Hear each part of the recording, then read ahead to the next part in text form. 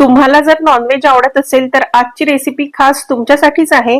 Hi hello नमस्कार, मी Madhura Savji kitchen मध्ये तुम्हा सर्वांचं अगदी मनापासून स्वागत. तर आज आपण मस्त झणझणीत आणि तर्रीदार खूर कसे बनवायचे तेच बघणार आहोत.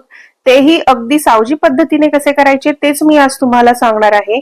खूपच पौष्टिक असे हे खूर आहेत आणि थंडीच्या दिवसात तर आवर्जून खाल्ले जातात. संपूर्ण जगभर फेमस असलेली ही सावजीची रेसिपी आहे. याची चव तर फारच जबरदस्त आहे. तुम्हाला 100% आवडेलच आणि 2 चपात्या तुम्ही नक्कीच जास्त खाल एवढी याची चव भारी आहे. दिसायलाही अगदी टेम्पटिंग दिसत आहे.